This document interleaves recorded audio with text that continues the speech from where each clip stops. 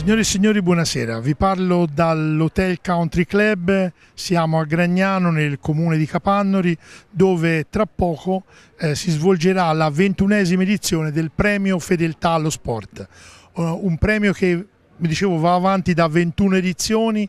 Ogni anno sono presenti tantissimi sportivi di tante discipline, e anche stasera Valternieri è riuscito ad avere un parterre des rois veramente importante, che andremo a sentire e che verranno premiati con il premio Fedeltà allo Sport e con la Sfinge d'Oro. Oscar Damiani, presente al premio Fedeltà allo Sport, prima grande calciatore, poi procuratore, commentatore televisivo, sempre nel mondo del calcio. Credo che sia veramente un proseguo dopo aver cessato l'attività, che dà soddisfazione, no? Sì, rimanere nel proprio mondo dopo 20 anni da calciatore ovviamente fa piacere, perché ovviamente per me è una passione il calcio, oltre ovviamente ad essere diventato un lavoro, una professione, però quando vado a vedere una partita ho sempre la soddisfazione di come quando ero ragazzo.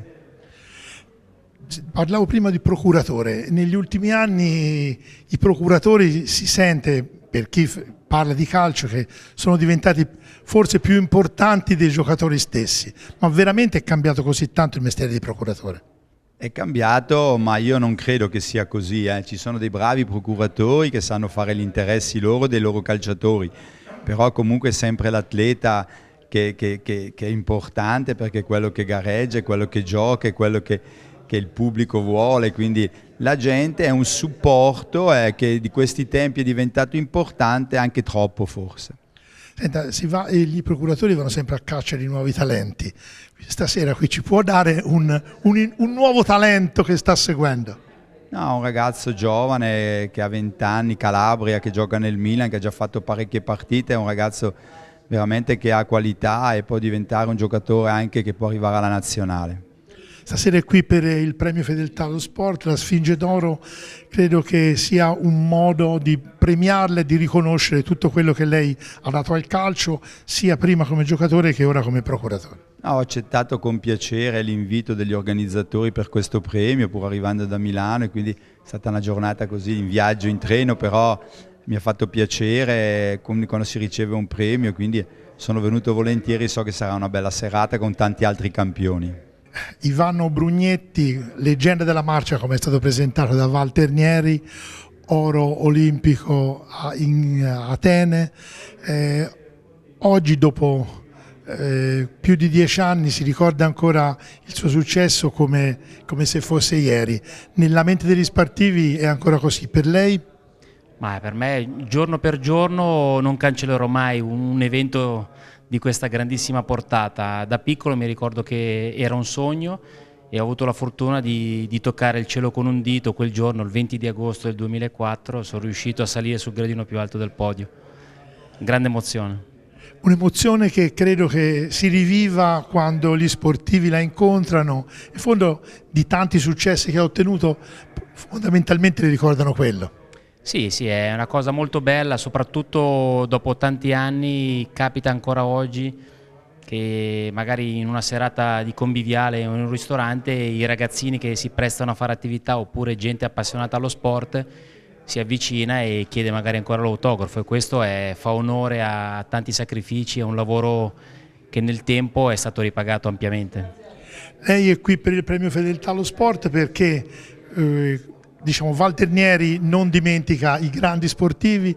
Tanti sono stati qui presenti, e lo sono anche oggi, tanti ori olimpici, però credo che sia ancora un modo di tenere vivo questo successo. Ma assolutamente, lo sport deve dire grazie soprattutto a persone come Valternieri, che comunque lasciano memoria e ricordano nella quotidianità e dedicano comunque il loro tempo, il loro impegno soprattutto a fare grande tutto lo sport, ed è molto importante, quindi complimenti a Valternieri. Klaus Di Biasi, 3 ori olimpici, un mito dei tuffi in Italia. Il primo pensiero che mi è venuto sapendo che era qui è questo: nato in Austria, abitava a Bolzano. Come ha fatto un ragazzino a pensare di fare i tuffi? Ma I tuffi si fanno in piscina, quindi la piscina a Bolzano avevamo un bel impianto, si chiama il Lido di Bolzano, che è un gioiello d'estate con tutte le piante, prati, insomma si passa tutta la giornata lì e io bene o male sono cresciuto sotto la guida di mio padre, Carlo Di Biasi, che ha fatto le Olimpiadi del 1936 a Berlino e poi ovunque è andato ha creato una scuola di tuffi. Era emigrato un pochino a Innsbruck, dove sono nato io, mia sorella e mio fratello, e poi è ritornato a Bolzano, che lui era di Bolzano. E a Bolzano ha creato anche una bella scuola, Bolzano Nuoto. E lei è cresciuto lì. Le chiedevo questo. Quando lei ha fatto conoscere praticamente i tuffi agli italiani, perché erano una specialità che conoscevano poco. In quel periodo la RAI, anche se era in bianco e nero, ha seguito quella sua attività anche per merito suo, dei suoi successi. Forse oggi questo seguire certi sport, non diciamo minori, ma meno praticati, manca un po' all'Italia. Sì, ma direi che c'è stata una grande esplosione. Insomma, i tuffi è uno degli sport più preferiti anche alle Olimpiadi, penso sia addirittura al terzo posto, spettacolare, specialmente da quando si sono inseriti o si sono aggiunti i tuffi sincronizzati dal 2000 in poi. E noi l'ultima medaglia, cioè la prima medaglia olimpica d'argento, l'abbiamo presa con Tania Cagnotto e Francesca Dallapè, proprio nella specialità del sincro da 3 metri. Lei è anche dirigente federale? Sì, anche collaboro con la federazione, insomma una passione, è diventata una professione quella dello sport, no? Dei tuffi. Sono federazione, poi come Lega Europea segretario del comitato tecnico della LEN e nella FINA membro del comitato tecnico. Stasera è qui per il premio Fedeltà allo Sport, sono passati 41 anni dall'ultimo suo oro olimpico, però devo dire che il ricordo di lei, delle sue imprese è ancora vivissimo in tutti gli sportivi. Sì, insomma, io con Cagnotto abbiamo un po' la stessa età, nel 47, e siamo cresciuti praticamente insieme, abbiamo fatto tutti gli allenamenti insieme, eccetera. E il nostro bene un po' è stato che abbiamo non fatto un'Olimpiadi, ma ne abbiamo fatti 4 e Cagnotto addirittura 5. Quindi tutte le nostre medaglie sono spalmate nell'arco degli anni e per questo penso la notorietà sia stata abbastanza grande. Titti Ghilardi, navigatrice nei rally, che stasera verrà premiata col premio Fedeltà allo Sport. Credo che sia un bel riconoscimento per quello che hai fatto e quello che stai facendo ancora. Sì, è un premio che sinceramente non me lo sarei mai aspettato di riceverlo e sono grata a chi mi ha fatto il mio nome, via. E sono felice di prendere questo premio. Sinceramente io faccio la navigatrice e lo faccio con tutta la passione che ci si può mettere. Che io quando monto in macchina mi trasformo proprio, e niente, ora sto correndo con mio figlio, la maggior parte degli anni ho corso con mio marito e quest'anno faccio un campionato IRC con mio figlio che ha 18 anni, si fa queste 4 gare e guardiamo un po' quello che viene fuori. E ho corso anche con altri piloti in cui mi sono sempre trovata bene, anzi ringrazio anche loro che mi hanno chiamato perché certamente questo premio va anche a loro. Hanno contribuito. Una curiosità, tuo figlio ti ascolta di più quando sei in macchina o fuori nella vita? Ma un po' tutte e due, perché è bravo, ci si trova in sintonia sia in macchina che fuori. È difficile per un navigatore trovare la sintonia col pilota? Sì, bisogna avere molta fiducia, sia il pilota nel navigatore e il navigatore nel pilota, perché lì se non c'è il giusto feeling, secondo me non vengono neanche ottimi risultati, bisogna essere proprio affiatati in macchina, per come la vedo io. Poi tra madre e figlio il massimo dell'affiatamento. Ah, quello sicuramente, quello sicuramente, no, però anche con gli altri piloti giustamente bisogna trovare un buon feeling, perché se uno non si fida dell'altro o il navigatore monta in macchina ha paura del pilota, sicuramente non viene un bel lavoro. Moreno Argentin, grandissimo cacciatore di classiche. Oggi sono terminate le classiche del nord, purtroppo i corridori italiani come ormai succede da qualche anno, non sono all'altezza di quanto avveniva ai tuoi tempi. Cosa pensi che sia successo? Ma stiamo vivendo dei momenti di difficoltà per quanto riguarda le corse di un giorno, però ripeto, sono dei cicli che passano.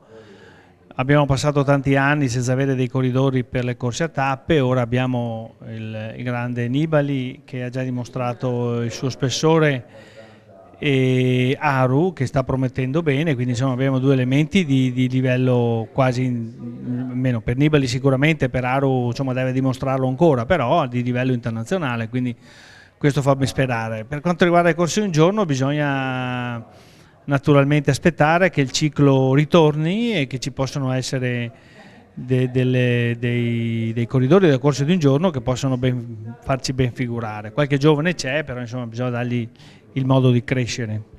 Forse so che segui nella zona di Venezia le corse, quindi però volevo dire questo, forse sono un po' abituati male i nostri ragazzi, sono un po' esaltati troppo da ragazzini e forse si sentono arrivati quando ancora dovrebbero cominciare a fare i corridori.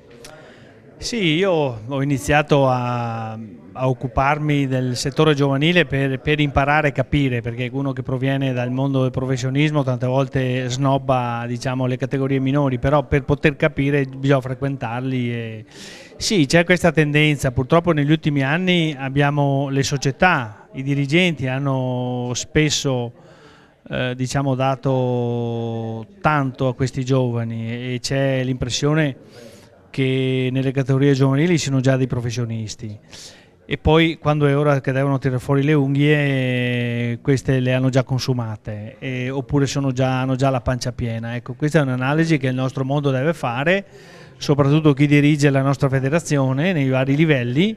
Devono capire se siamo nella strada giusta o se bisogna ripartire con qualche altra idea, con qualche altro progetto. Perché giustamente lei mi ha appena menzionato i risultati, non abbiamo elementi, gli elementi ci sono se c'è un'attività, diciamo, giovanile corretta, bisogna capire se questa attività che veniva fatta da sempre è ancora attuale e può dare i frutti che tutti ci auspichiamo. So perché che vi sei impegnato nelle ultime elezioni per quello che riguardava la provincia di Venezia, quindi vuol dire che l'idea di fare qualcosa, tra virgolette, a livello di politico sportivo c'è? Io credo che la politica sportiva è quella che può cambiare le cose, quindi bisogna partire da lì. Purtroppo ci abbiamo provato nella mia provincia perché ognuno deve agire nel proprio territorio.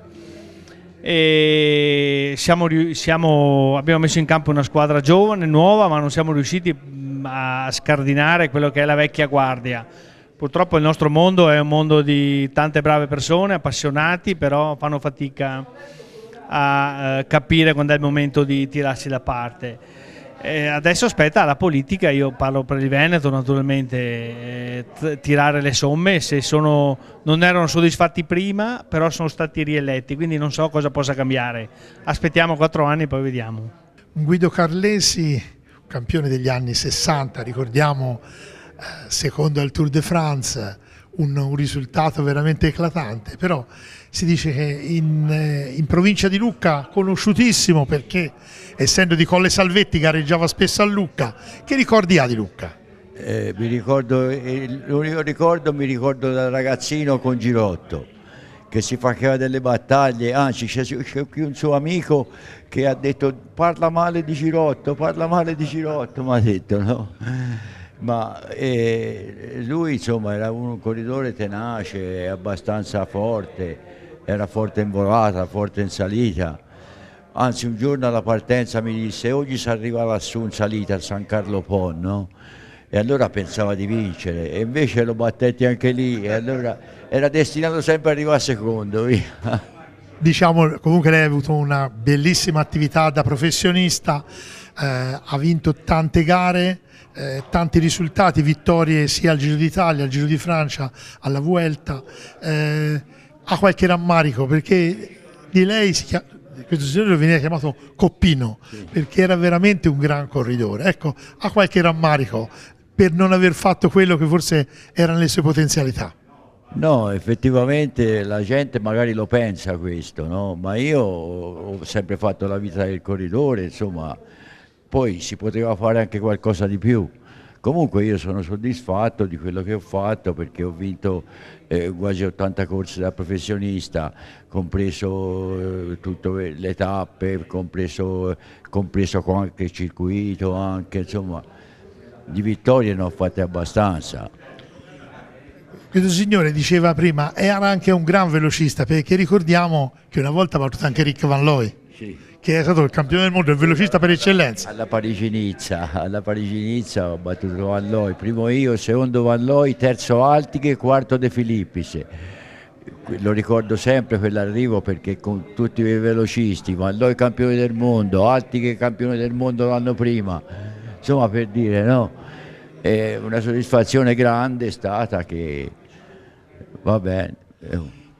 Però come vede gli sportivi non sono dimenticati di lei, tant'è vero che è qui stasera per ricevere la Sfinge d'Oro, il premio Fedeltà allo Sport, quindi quello che lei ha fatto non si dimentica e credo che questa sia la dimostrazione migliore che ha fatto tanto per il ciclismo.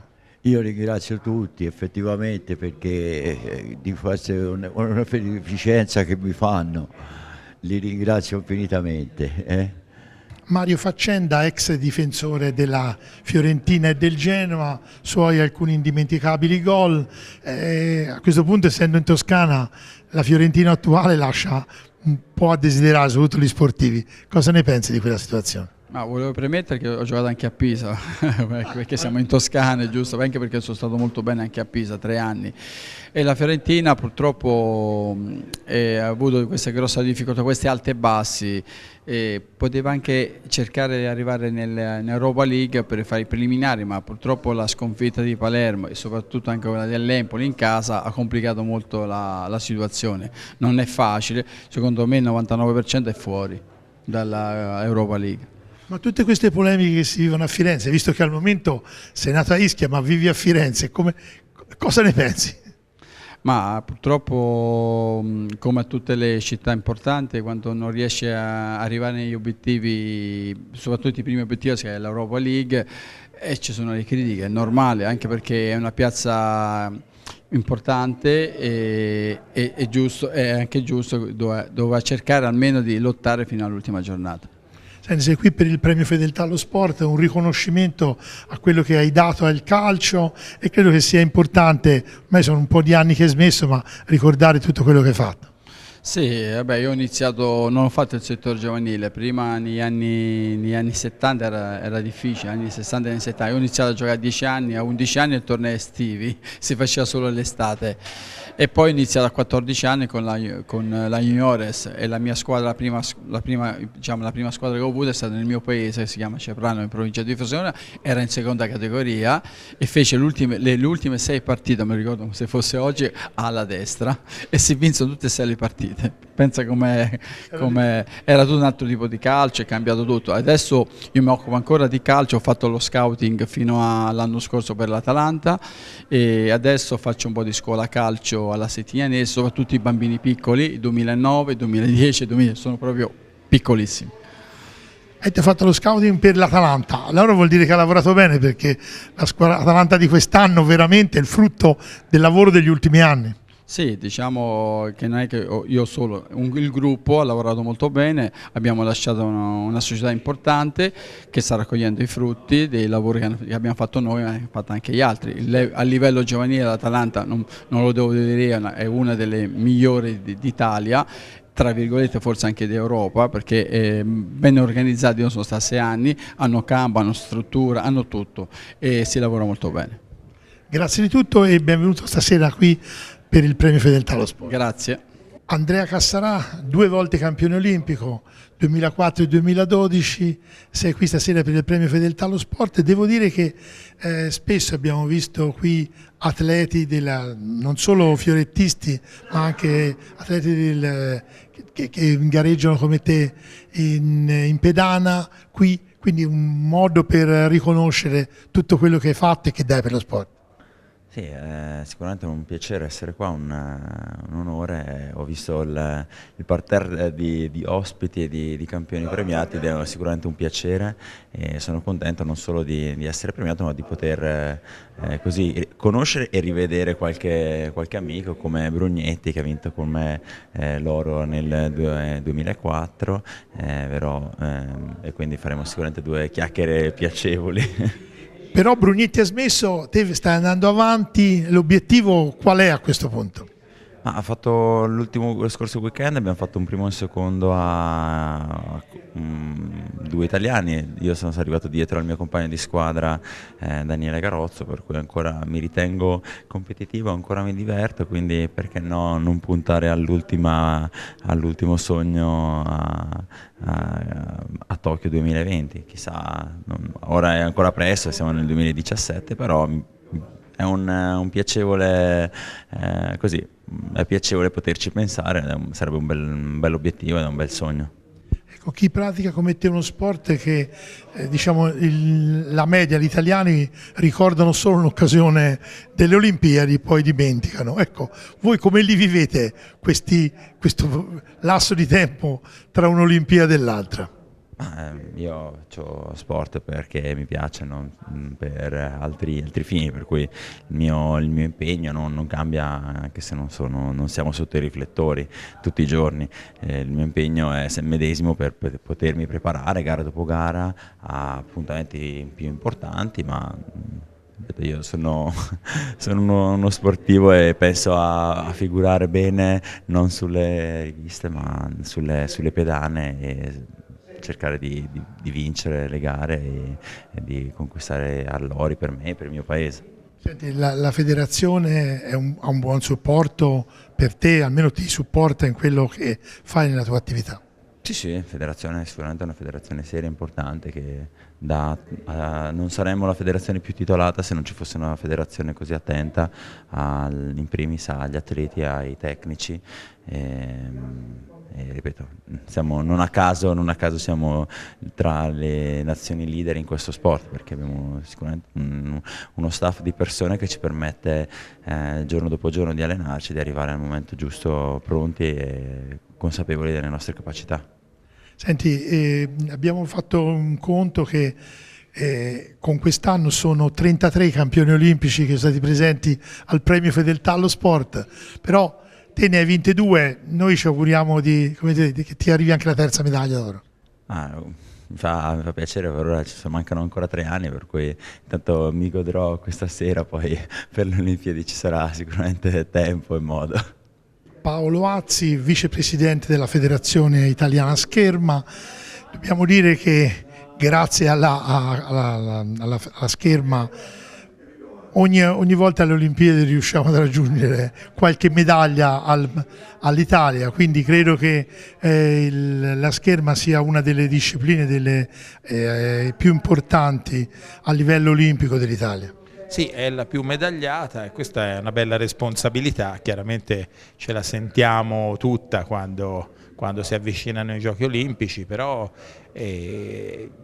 è il frutto di una grande tradizione, di una pluralità di grandi scuole, perché le scuole in Italia sono tante, sparse sul territorio, e questo ci permette sempre di esprimere degli atleti di vertice, delle squadre competitive e di toglierci delle soddisfazioni. È sempre più difficile perché fortunatamente la Scherma è cresciuta negli anni, è diventata molto più internazionale, molto più globale rispetto a prima. Adesso abbiamo tutta l'Asia che è forte, abbiamo squadre africane, abbiamo gli Stati Uniti che sono al top, quindi è sempre più difficile primeggiare, però noi siamo là, ce la giochiamo sempre, quindi restiamo una delle nazioni più forti al mondo.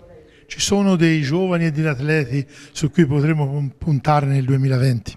Sì, ora siamo partiti adesso col nuovo quadriennio, a parte che abbiamo anche atleti giovani, che per esempio Daniele Garozzo, il campione olimpico di Rio, è un ragazzo giovane che sicuramente e con lui tanti altri, Rossella Fiammingo, cioè molti dei nostri atleti di vertice sono nel pieno della loro età agonistica, quindi hanno tanto futuro davanti. E poi abbiamo un bel vivaio. Io sono rientrato meno di un mese fa dai mondiali giovanili, dove ho guidato la delegazione che ha conquistato 10 medaglie e ha dimostrato che insomma i rincalzi ci sono. Certo, bisogna lavorare, bisogna costruire, però sicuramente il materiale non ci manca. Grazie e benvenuto al Premio Fedeltà allo Sport, che è un riconoscimento per quello che fate per lo sport italiano. Grazie a voi. Per intervistare questo signore mi ci vorrebbe la scala, però visto che non ce l'ho gli passerò il microfono. Giacomo Galanda, io spero che ti presenti da solo per tutto quello che hai fatto e stai facendo per la tua attività. Sì, bene, nel mondo della pallacanestro penso che insomma, il mio nome sia un po' girato, però giustamente le generazioni passano e quindi ormai 3 anni fa ho smesso di giocare dopo 21 anni di carriera. Ho vinto molto con la nazionale, nei club, eccetera, e in questo momento sono consigliere federale a Roma, quindi in forza alla federazione, ma soprattutto dirigente del Pistoia Basket 2000, che insomma da ieri ha l'accesso ai playoff e quindi è una delle migliori 8 squadre d'Italia. Siamo addirittura settimi, quindi abbiamo fatto un egregio lavoro quest'anno ancora una volta. Grazie di tutto e benvenuto al Premio Fedeltà allo Sport, che è, in questo caso, lo dicevi prima, si dimenticano, vuol dire ricordare quello che hai fatto e che stai facendo per lo sport italiano.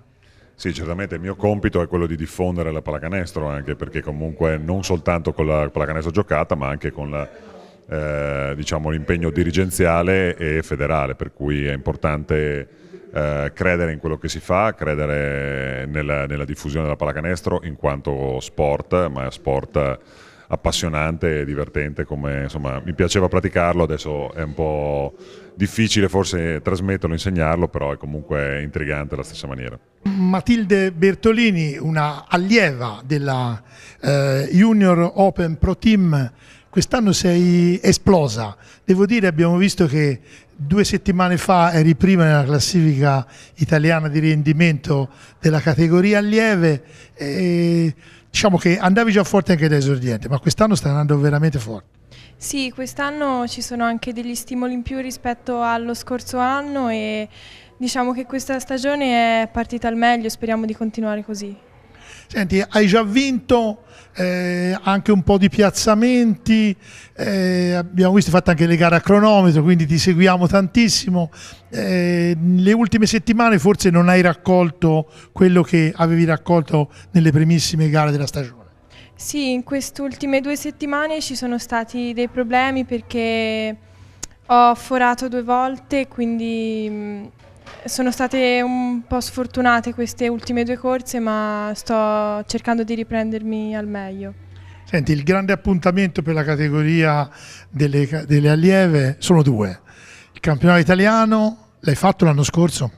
Sì, l'ho fatto lo scorso anno, ma non è andato tanto bene perché la preparazione non era delle migliori, ma quest'anno speriamo di rifarci al meglio.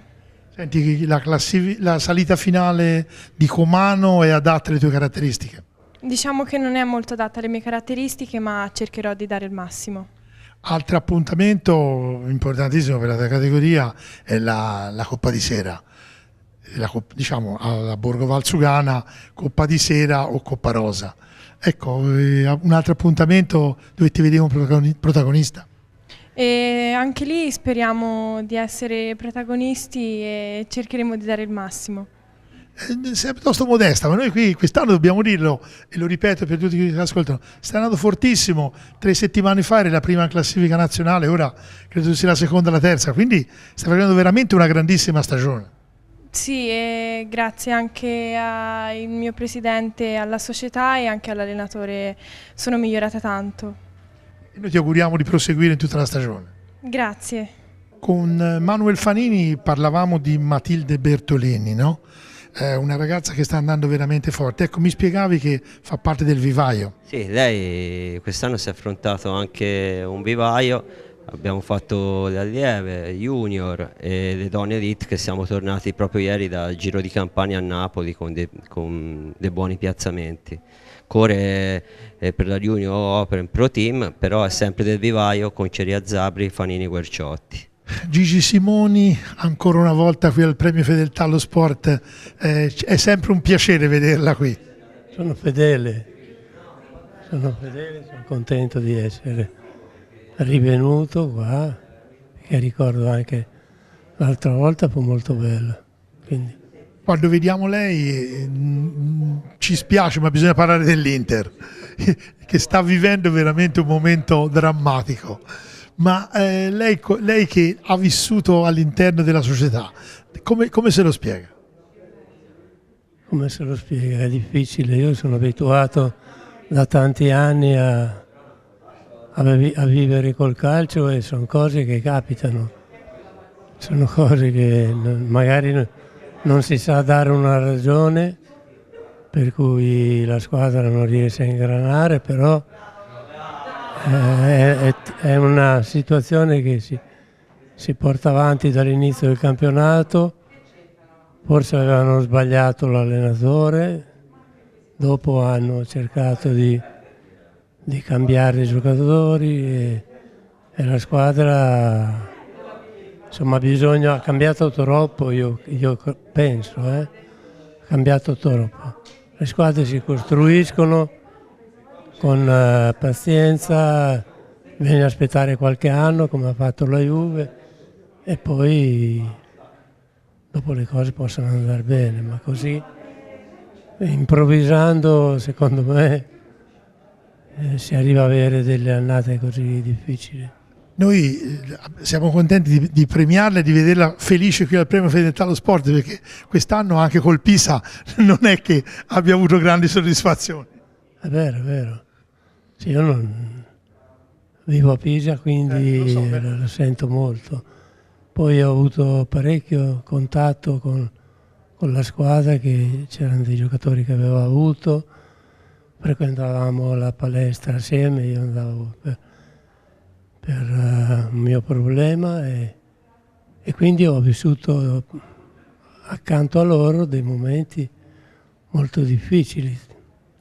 Ci sono successe troppe cose anche lì. Quando capita qualcosa nel gruppo, sono stati infortuni, c'è stato diciamo quel presidente che ha rovinato un po' tutto. Va bene, comunque le vediamo ben volentieri e ci auguriamo di vederla magari, visto che è già venuto varie volte, la prossima volta con qualche successo delle società.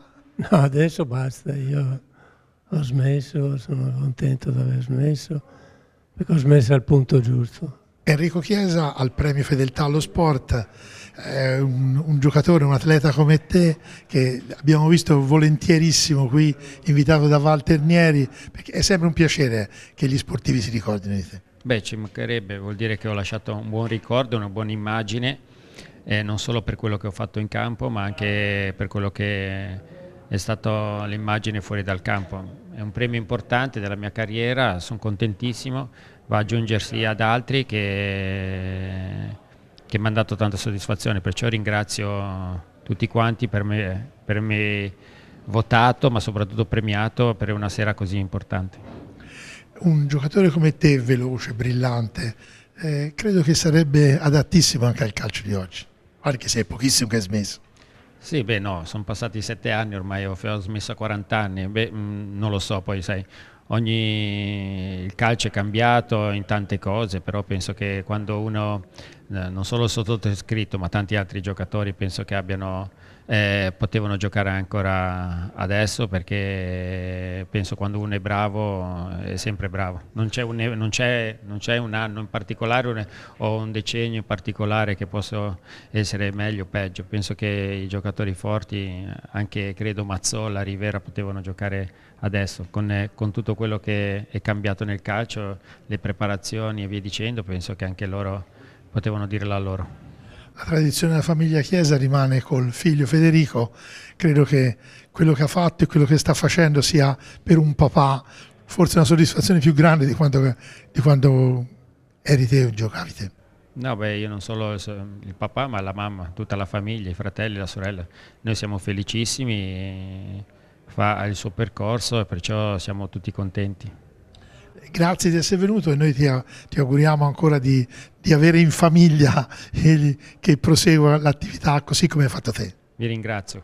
Tra i tanti sportivi e atleti che sono venuti qui al Premio Fedeltà allo Sport, Walter Nieri ha scoperto, diciamo, anche Riccardo Bergamini, che fa alpinismo ad alto livello e soprattutto è uno di coloro, credo forse l'unico a Lucca, che ha superato gli 8.000.